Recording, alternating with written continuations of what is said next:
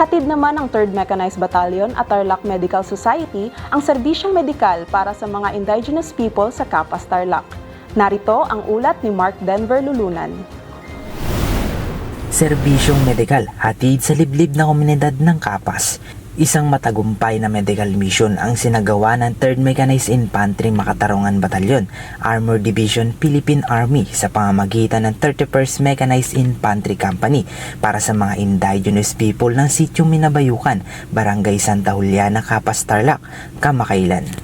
Ang aktibidad ay sinakatuparan sa pangunguna ni Captain John Larry B. Bumagat sa pamamagitan ng kanyang executive officer na si Lieutenant Alexander T. Batara, katuwang ang Tarlac Medical Society sa pamumuno ng kanilang pangulo na si Ginang Alicia R. Valdez, kabuuang 85 katutubong residente mula sa Sitio Minabayukan ang nakatanggap ng libreng serbisyo medikal, consultation at gamot sa kanilang mga muka, bakas ang pasasalamat at ginhawa mula sa tulong na kanilang natanggap. Nangako ang 3rd Mechanized Infantry Battalion at Tarlac Medical Society na hindi ito ang huling pagkakataon.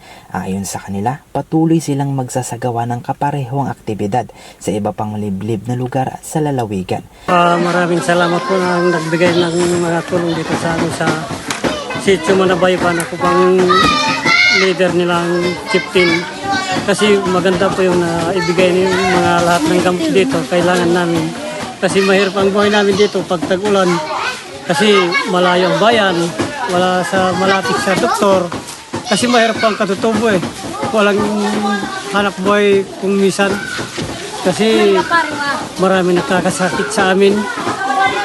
Mga bata, matanda, kaming mga senior na hindi na nakakalakad sa tubig. Mahirap kasi tumawid na tubig yung senior eh.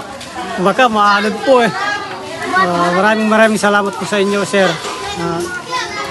Nagbigay ng mga konting tulong. Maraming salamat. Sa pamamagitan ng pagtutulungan ng militar at pribadong sektor, muling pinatunayan ang tunay na serbisyo at walang pinipiling lugar o katayuan sa buhay. Ang makataong misyong ito ay simbolo ng bawat pag-asa, pagkakaisa at malasakit sa bawat Pilipino. Kami sa IE Medica at saka Medetics in partnership with Salian Foundation Inc.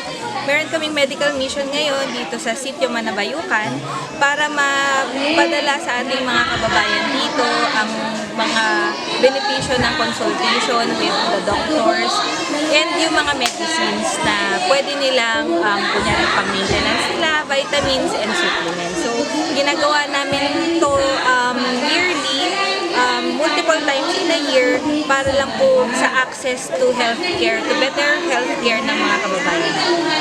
Mula rito sa Sitio Minabayukan, Capas Tarlac, ako si Mark Lulunan, ang inyong pamilyang kaugnay.